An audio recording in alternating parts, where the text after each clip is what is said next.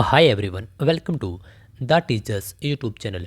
हरियाणा फटाफट रिवीजन एक पूरी सीरीज हम लोगों ने चला रखी है। उसी में आज हमारा लेक्चर नंबर 20 यानी कि क्लास नंबर 20 है। इससे पहले 19 क्लासें लगातार हो चुकी हैं और उसमें काफ़ी डाटा डिलीवर किया जा चुका है। तो रिवीजन करेंगे बहुत जल्दी जल्दी में। आप सीईटी की तैयारी करें, एचटेट की तैयारी करें, किसी भी एग्ज़ाम जहाँ पर हरियाणा जीके आती है, तो यकीन करना काफ़ी बेनिफिट आपको यहाँ से मिलने वाला है।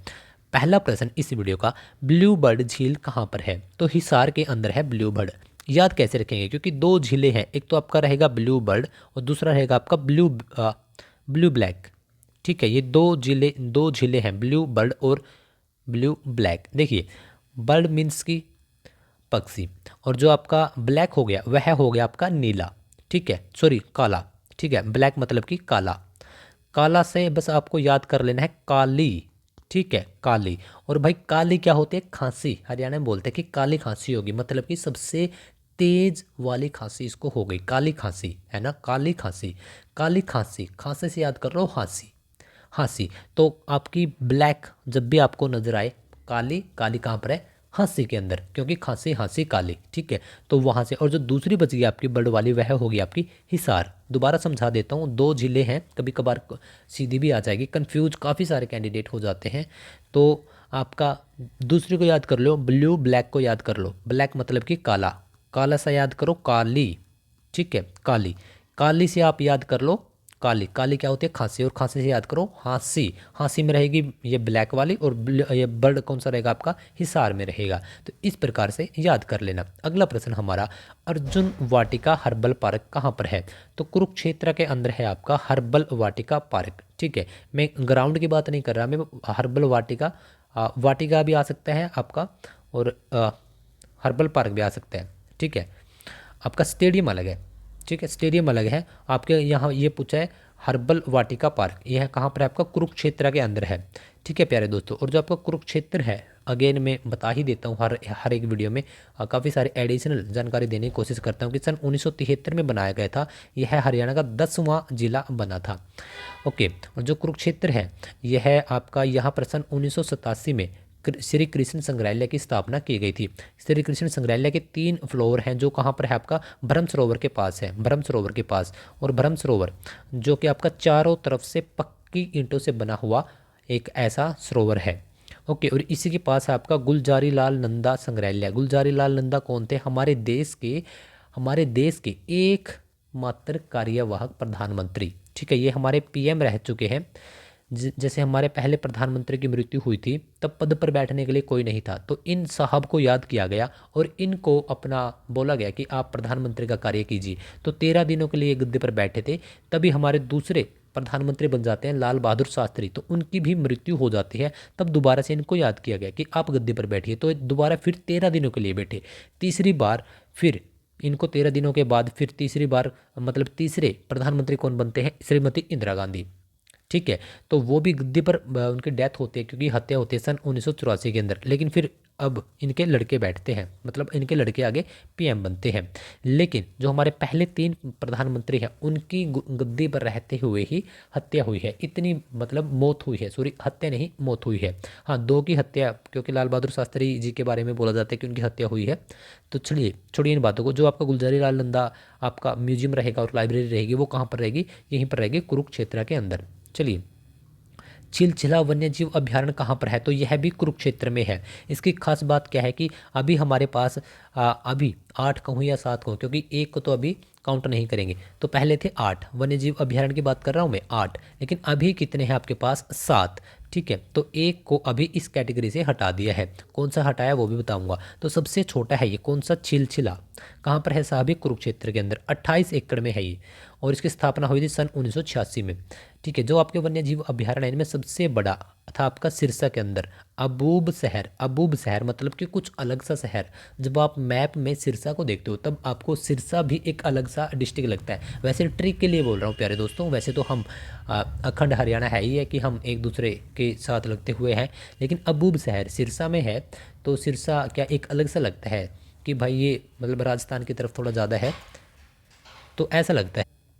तो वहाँ पर था हमारा वो। ठीक है, अब उसको इस कैटेगरी से हटा दिया है। कौन सी कैटेगरी से? वन्यजीव अभयारण्य से। तो पहले थे 8, लेकिन अबूब शहर को घटा दिया, अब इस कैटेगरी से निकाल दिया, अब बच गए 7। तो इनमें सबसे छोटा है हमारा कुरुक्षेत्र के अंदर छिलछिला। याद कैसे रखोगे, देखिए छिलछिला मतलब कि छील दिया, और छिले कहाँ पर गए थे लोग, महाभारत के युद्ध के अंदर, जो कि आपका कुरुक्षेत्र में हुआ था। कुरुक्षेत्र से रिलेटेड हमने पहले भी इसी वीडियो में बहुत सारी एडिशनल इन्फॉर्मेशन की है। हाँ, एक और कर लेना कि कुरुक्षेत्र के अंदर है आपका लाडवा, और लाडवा से अभी हमारे जो मुख्यमंत्री हैं उनका संबंध है, तो लाडवा क्या हो जाती है, सीएम सिटी हो जाती है, और कुरुक्षेत्र सीएम जिला या फिर सीएम डिस्ट्रिक्ट हो जाती है।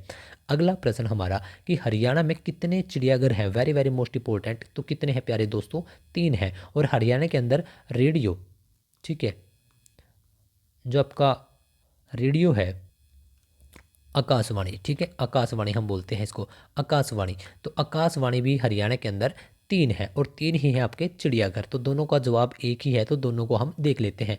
जो आपके चिड़ियाघर हैं वो देखिए, चिड़ियाघर एक है आपका रोहतक के अंदर, रोहतक के अंदर, और जो आपकी आकाशवाणी है वह भी है आपकी पहली रोहतक के अंदर। जो दूसरा है यह है आपका कुरुक्षेत्र के अंदर, के यू के लिख देता हूँ मैं, ये आपका चिड़ियाघर कुरुक्षेत्र के पास है, कुरुक्षेत्र में ही है एक पीपली, तो वह आप दूसरा जो आकाशवाणी है वह है पीपली। लेकिन जो आपका तीसरा है आपका यह है भिवानी, अभी इसका नाम भी चेंज किया गया है चिंकारा, ठीक है, जो भिवानी। और जो यह है आपका, यह तीसरा कहाँ पर होगा आपका, हिसार में होगा, ठीक है। बस ये तीसरे वाला याद कर लेना, आपके दोनों के दोनों टॉपिक एक साथ कवर हो जाएंगे। चलिए अगला प्रश्न आपका, हरियाणा के किस जिले में सबसे अधिक गायें पाई जाती है, तो सिरसा में। बात कर ले सबसे अधिक गायें सिरसा में। सबसे अधिक आंवला, आंवला कहाँ पर होगा आपका, वह भी आपका सिरसा में होगा। सबसे ज़्यादा गेहूं हरियाणा के किस जिले में उगाई जाती है, वह भी आपका सिरसा में रहेगा। सबसे ज़्यादा सिख समुदाय आपका किस जिले में पाया जाता है, सा सिरसा सा सिख।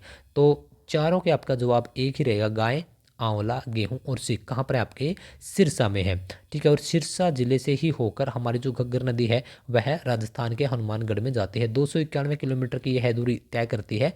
कौन, घग्गर नदी की मैं बात कर रहा हूँ। अगला प्रश्न, हाँ एक और करंट का प्रश्न कर लो कि जो सिरसा जिला है यहाँ से एक आपके हैं गुरविंदर, गुरविंदर जी हैं एक, इनको अभी पद्म श्री पुरस्कार से नवाजा गया है। 2024 की बात कर रहा हूँ, अभी तो चलिए 2025 आ ही गया, लेकिन आपके किसी भी एग्जाम में पूछा जा सकता है। पद्म श्री हरियाणा से 4 व्यक्तियों को मिले थे, तो जिनमें से एक हैं गुरविंदर, जो आपके सिरसा डिस्ट्रिक्ट से हैं, और इनको सामाजिक सेवा में योगदान के लिए मिला। याद कैसे रखोगे, सा सिरसा सा सामाजिक, इस प्रकार से याद रख लेना।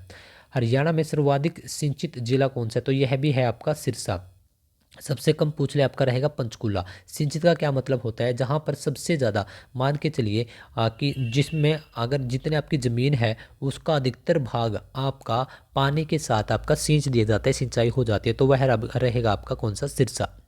अगला प्रश्न हमारा, हरियाणा के किस शहर को बुनकरों का शहर कहा जाता है, very very most important, Panipat. यहाँ के कंबल भी काफ़ी फेमस हैं, पानीपत के कंबल भी काफ़ी फेमस है। पानीपत के अंदर हमारे 3 मुख्य लड़ाइयाँ लड़ी गई हैं, कौन कौन सी, 1526 की, 1556 की और 1761 की।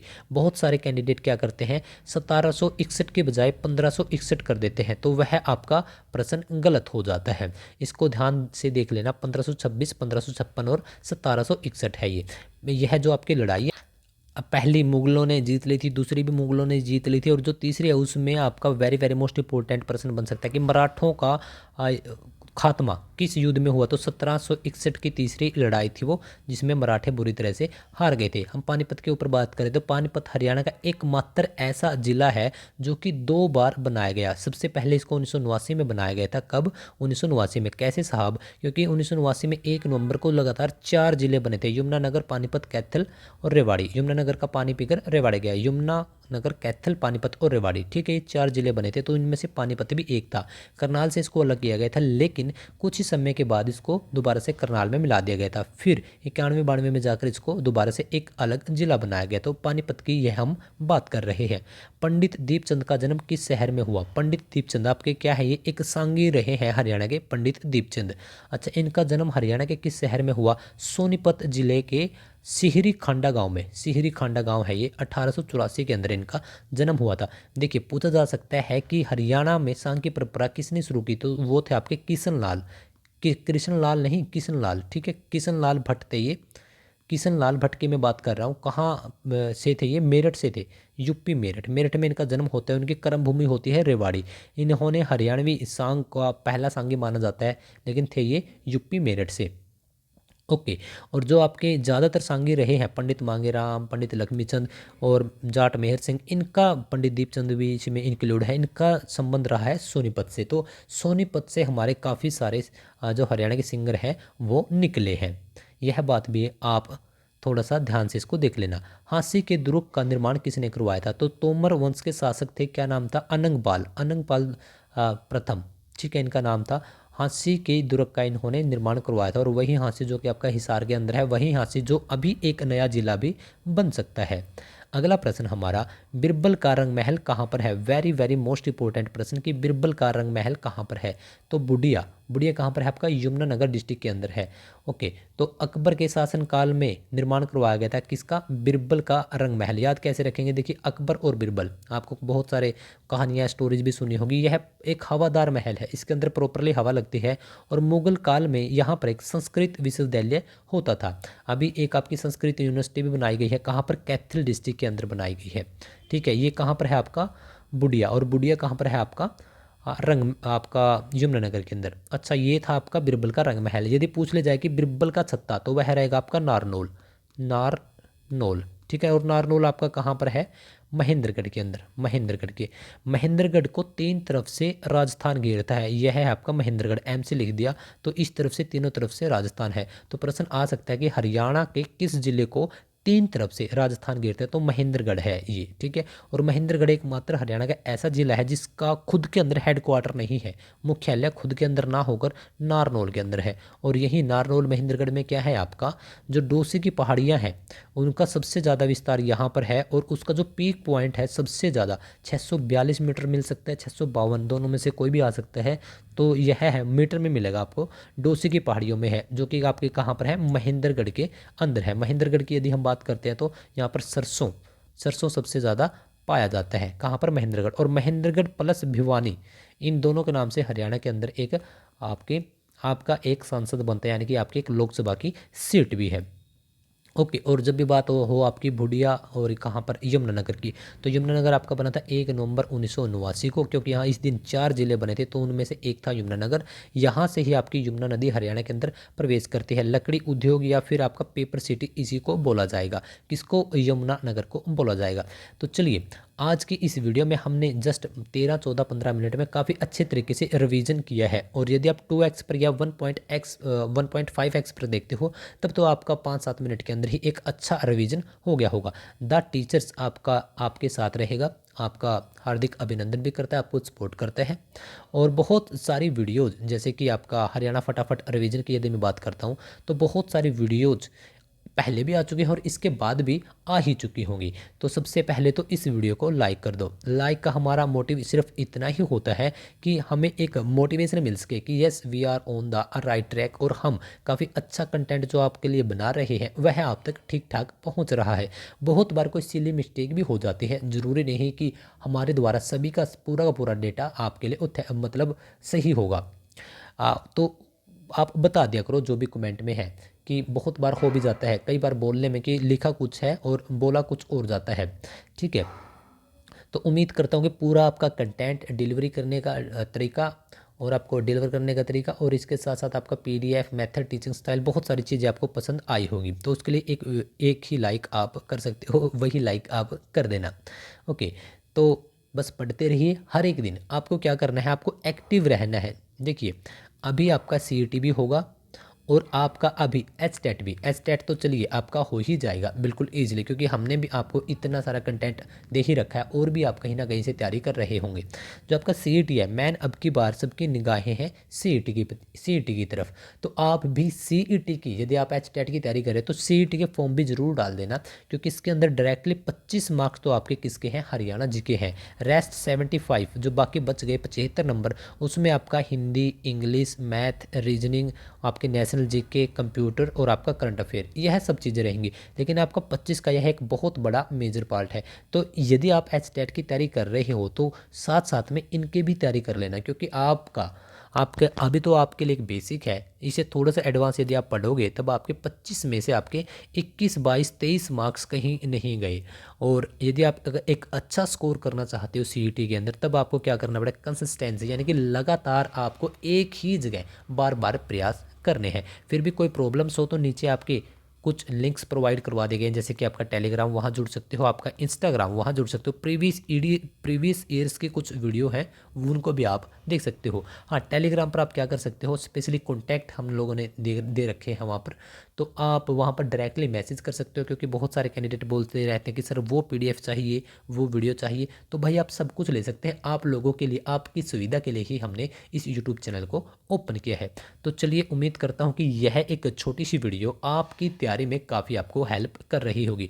तो आज पहले तो इस वीडियो को लाइक कर दो और फिर आप मुझे कमेंट करके यह बता दो, आज के ही इस वीडियो से एक प्रश्न पूछूंगा कि हरियाणा के अंदर कितने आकाशवाणी केंद्र हैं। आपका ऑप्शन रहेगा 1, 2, 3 और 5। इनमें से आपको एक कमेंट करके बताना है, फटाफट बता दो और वीडियो को लाइक कर दो। Thank you guys.